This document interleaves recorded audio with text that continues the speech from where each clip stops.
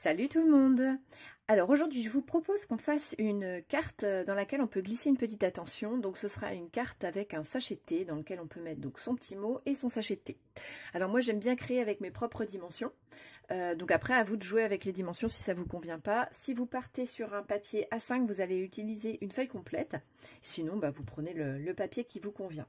Alors je vais utiliser ce lot de dies que j'ai reçu de mon partenariat avec la boutique Coco Rosa Studio. Voilà. Donc ce lot de dies là, la tasse de thé, la soucoupe et les petits cœurs, le petit cœur pour faire, vous savez, l'embout du sachet de thé au bout du petit fil de coton. Donc alors, sachant que je vais vous mettre dans le descriptif de la vidéo le lien de la boutique, évidemment, le lien de ce lot de dies. Et puis vous aurez aussi le code promo qui vous donne 20% sur la boutique. Donc c'est valable 2 ans je crois, enfin de mémoire. Alors c'est valable longtemps. Donc n'hésitez pas à l'utiliser. Voilà pour ça. C'est parti. Alors, donc, il vous faut 2 bandes de papier. Donc moi j'ai déjà préparé pour vous montrer. Ah oui, je ne vous ai pas montré le bloc que j'utilise. Donc pour les premiers, j'avais utilisé du papier A5. Là, j'ai utilisé un bloc qui vient de Action. C'est Celebrate. Time to Celebrate Today. Il coûtait 2,69 €. Je l'ai acheté le mois dernier et j'adore ces couleurs. Voilà, c'est juste trop beau. On est vraiment dans mes couleurs. Voilà. Donc, il vous faut 2 bandes de papier de 8,5 par 15. Voilà. Si vous utilisez un papier A5, vous prenez 2 bandes et ce qui va vous rester, vous la gardez bien. La chute qui va vous rester, ça va vous faire une bande de 4 cm de haut et il vous faut de largeur 10,5 cm de large. Voilà. Alors, sur ces papiers-là, je vais essayer de vous montrer parce que c'est du papier blanc. Voilà. Donc, vous allez faire un repli à 0,5 cm d'un des côtés et à 2 cm. Donc, ça veut dire que vous marquez à 0,5 et entre le 0,5 et celui-ci, c'est 1,5 cm de large, d'accord? Donc celui-ci à 0,5, celui-ci à 2, et donc la distance entre les deux, 1,5 cm de large. Voilà, j'ai l'impression que c'était difficile de faire le point, donc vous n'aurez peut-être pas bien vu. Donc vous faites les replis vers l'intérieur pour les deux, et donc les 2 morceaux avec les replis, d'accord? Veillez bien si vous avez un sens, si vous avez un motif dans votre papier, veillez bien à le faire sur le bas du papier. C'est ce qui vous permettra d'avoir une carte qui tient debout, d'accord? Quoi d'autre à ce sujet? Alors, sur un des morceaux, pendant qu'on y est, vous allez marquer un point à 3,5 cm en bas ici, et 3,5 cm ici, et la même chose, à partir du coin, à chaque fois, 3,5 cm, d'accord? Et vous tracez un petit trait comme ça. Donc, avec la scoring board, celui-là, je ne l'ai pas fait. Je vous ai marqué les 2 autres petits points. Les 2 autres plis, je les avais déjà marqués. Avec la scoring board, je vous montre comment je fais. Alors, en espérant que j'ai la bonne mise au point, parce que j'ai un papier à motif, ça peut gêner. Donc, vous voyez, j'ai fait une marque, moi, au crayon de bois dans une des rainures. Et en fait, c'est un repère visuel. Je viens positionner le trait que j'ai tracé au crayon, comme ça. OK ? Pour que ce soit dans la continuité. Et donc je marque mon pli, donc là celui-ci face vers moi, hein, face du papier vers moi. Voilà, donc je marque mon pli, je vais essayer d'être droit, ouais. Voilà, là il n'y aura pas besoin de gommer votre trait, ça ne se verra pas. Alors, hop,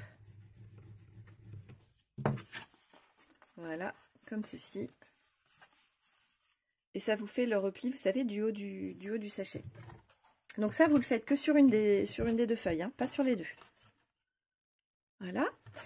Ensuite, sur votre bande qui fait 10 cm 5 de large et qui fait 4 cm de haut, vous allez marquer à peu près à 1 cm de chaque extrémité, dans ce sens-là, un pli. OK? Voilà. Donc vers l'intérieur. Ensuite, vous allez marquer le centre. Alors, je prends mon crayon.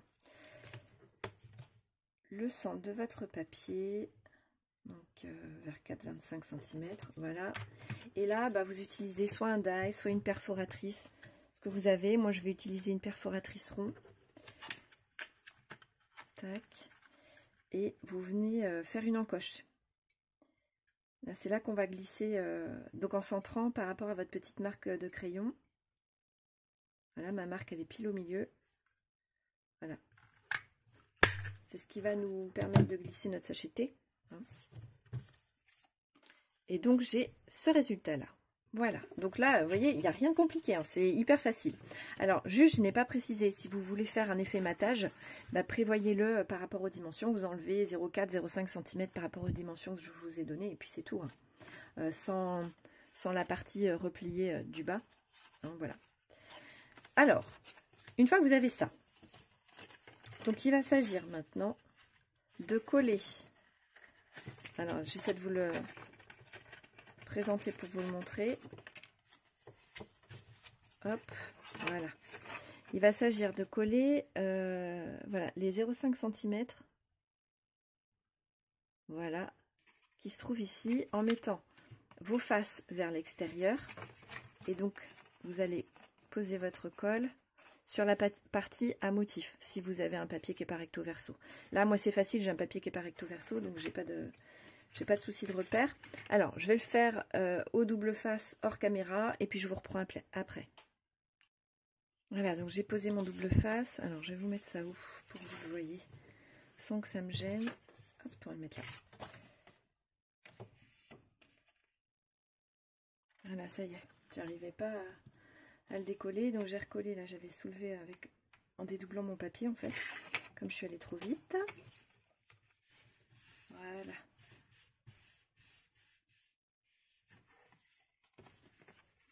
Et donc, ça nous donne ceci. Voilà. Et c'est grâce à ça que votre carte, elle va tenir debout. D'accord? Donc ça va être notre face avant. Après, voyez comme vous préférez le mettre. Moi, je ne marque pas le pli trop fort pour ces deux petites parties-là. On va coller ici. Après, j'ai regardé, hein, les sachetés, ils ne sont pas tous faits de la même façon. Donc ça, vous pouvez le mettre à l'arrière si vous préférez. Moi, je trouvais que c'était plus parlant de l'avoir vers l'avant. J'essaie d'attraper mes petites pinces à linge. Voilà, j'aurais dû les préparer avant. Voilà, on va laisser ça sécher comme ça. Voilà le résultat. Pendant ce temps, on va préparer donc ça. Hop, vous avez marqué vos plis. On va vérifier que ça va loger. Alors, ouais, parfait. Au niveau de la dimension, c'est bien. Donc là, c'est pareil. Si vous voyez, alors, si vous voyez bien, j'ai pas marqué mon pli complètement. J'ai laissé l'arrondi en fait de quand on fait la marque avec la scoring board. On a l'arrondi, c'est pas un pli plat. Voilà. Et je le laisse comme ça justement, ça permet de donner du bombé et on glissera plus facilement notre sachet à l'arrière. Donc sur la face arrière, ça c'est la face avant. Sur la face arrière, on va venir coller ça, la petite bande ici. Alors moi je laisse à peu près 2 cm de hauteur entre le premier pli, enfin le pli qui est le premier ici, entre celui-là et le bas de ma bandelette. D'accord? Si je le mettais trop bas, c'est ce que j'ai fait sur mes premiers, en fait le sacheté il va être maintenu vraiment bas et ça déséquilibre la carte debout, tout simplement. Donc là de nouveau je vais poser du double face pour aller plus vite pour la vidéo et je vous reprends après. Voilà.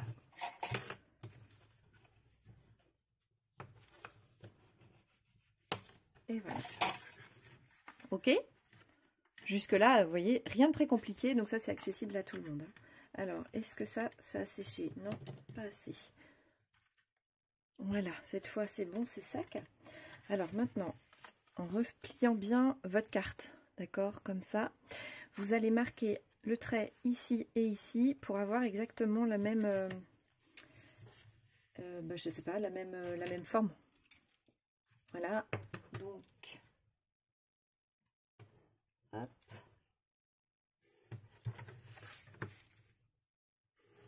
Là, je vois que j'ai un petit peu qui dépasse en haut.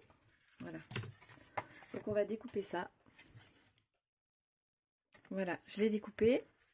Je vais gommer les petits traits qui, éventuellement, dépasse.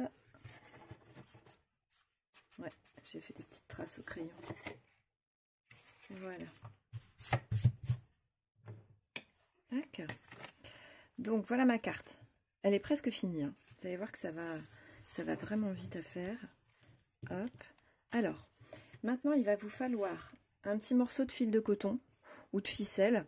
Alors pour d'autres, moi j'avais pris du doré, elle est un peu plus rigide. Là j'ai pris du coton, je sais pas ce que c'est. C'est du coton épais.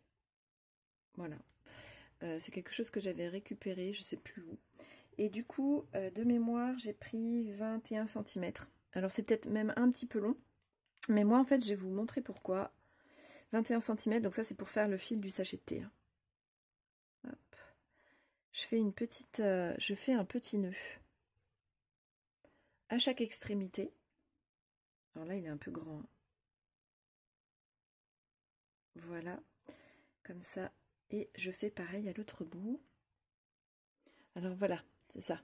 Donc ça, c'est ma petite technique pour qu'en fait, il soit bien pris dans la colle. Il a plus de surface pour être pris dans la colle que juste le petit trait. Alors, dans mes dies, je vais vous montrer. J'avais donc ce petit cœur, je l'ai fait 2 fois. Pour avoir le recto verso donc de l'extrémité du sachet de thé. Donc je vais venir poser de la colle à l'intérieur et poser donc mon nœud sur une des zones, bien l'encoller pour que ça soit bien pris dedans. Et puis je vous retrouve après. Voilà. Donc là vous avez le nœud bien encollé et puis des petits points de colle tout le tour. Je vais même en remettre un petit peu plus là. Et donc je viens l'emprisonner avec l'autre face.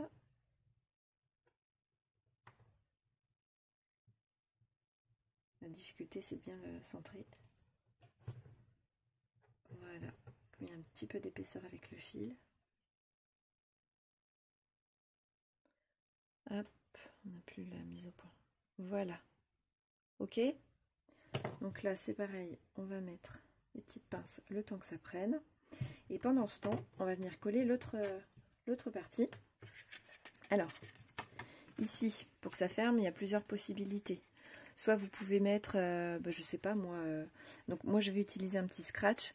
Vous pouvez mettre un petit, vous savez les petits carrés de mousse 3D qu'on trouve à Action, ça colle mais on peut les décoller légèrement. Vous pouvez mettre un petit morceau de pâte à fixe blanche aussi ici. Enfin, voilà, il y a plein d'autres petites techniques sans doute que vous pouvez trouver. Des aimants aussi, hein, pourquoi pas. Mais après, c'est pas quelque chose que les gens vont garder forcément beaucoup. Et donc du coup, un aimant, moi je trouve que c'est un peu moins de sens. Et puis ça risque d'alourdir un peu votre papier. Bon, voilà, chacun voit comme il veut. Donc moi, je vais utiliser du double face. Et là, je prends ma petite collection. Pour moi, ça va être du blanc ou du transparent. Hein. Hop. Bon, je vais mettre du blanc. Donc pour l'installer, il y a du double face derrière, mais je rajoute un point de colle. Donc je vais venir le mettre en haut. Alors j'ai choisi la partie douce du scratch pour mettre en face. Parce que quand on ouvre, on risque moins de s'abîmer les doigts en agrippant la partie douce, je trouve, quand elle est de ce côté-là. Donc je mets un bon point de colle. Je vais mettre juste mon scratch de ce côté-là. Voilà. Comme ça. Ok ? Maintenant, je prends donc la partie un peu plus rigide de mon scratch. Et là, c'est dans son dos à lui que je pose la colle. Voilà. L'autre, j'avais mis la colle sur le papier. Je viens mettre... je prends une pince à épiler. Je viens mettre mon fil avec le nœud. Hop, dans la colle. D'accord. Et mon scratch. Donc c'est comme ça hein, qu'on pose les scratchs sur les albums également. Le premier, on le colle directement là où on veut que ce soit. Et le deuxième, on le pose dessus. Sur le premier. Ah, c'est difficile parce que il va me coller au doigt. Non, c'est bon. Voilà. Ok. Il ne faut pas que je tire parce qu'il y a des pinces à linge au bout. Peut-être pouvoir les enlever. Voilà. Et là, alors, mise au point. Voilà. Et là donc je me mets bien en face pour que ce soit bien centré. Et voilà.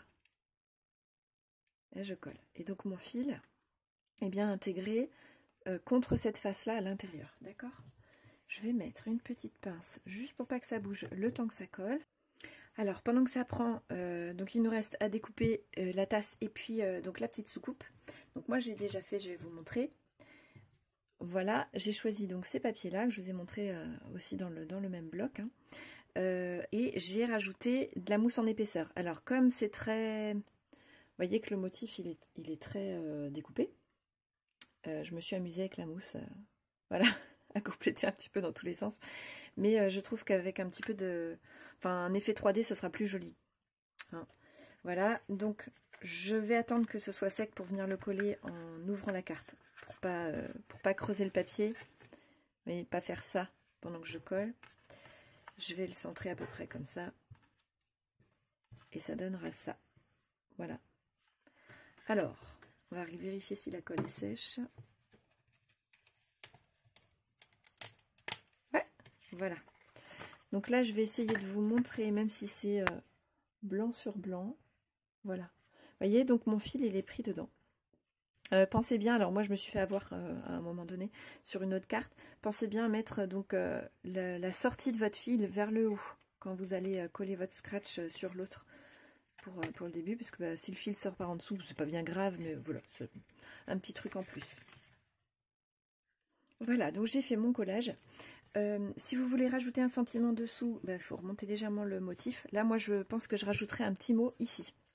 Voilà, je la laisse neutre pour l'instant, comme je fais d'habitude quand je vous fais des vidéos, parce que je ne sais pas encore à qui je vais l'envoyer. Du coup, je personnaliserai à ce moment-là. Après, je vous montrerai d'autres que j'ai personnalisés. Alors, hop, je vous montre l'intérieur. Voilà. Et donc ici, pour le sacheté, alors je vais vous montrer. Donc là, j'en ai choisi un au hasard. Vous voyez, le fait d'avoir mis 2 cm de marge en haut, c'est pas mal pour que ça tienne bien le sacheté. Et ma carte tient debout. Voilà. Alors, je vais vous montrer avec d'autres dimensions de sachet. Là, par exemple, j'ai un grand. Ça loge aussi. C'est même très bien. Ou un plus large. Voilà. Donc, les dimensions, elles devraient convenir quand même à beaucoup de sachetés. Vérifiez quand même, selon le thé que vous avez prévu d'envoyer. On ne sait jamais. Voilà pour le résultat de la carte. Alors, je vais vous en montrer d'autres que j'ai faites. Et donc, le petit fil. Voilà. Hop. C'est rigolo, hein? Je vais vous en montrer d'autres que j'ai faites. Alors celle-ci, c'est une autre technique que j'ai utilisée. Donc c'est pareil, je ne l'ai pas personnalisé avec un sentiment. J'ai fait plutôt un ensemble de petites fleurs avec un ruban dans les mêmes couleurs. Voilà, pour la laisser neutre pour l'instant. Alors celle-ci, en fait, j'ai découpé mon motif dans mon papier de fond. Avant de faire tous ces collages-là et avant de faire ça, je l'ai découpé. Et ensuite, je l'ai découpé dans une autre couleur.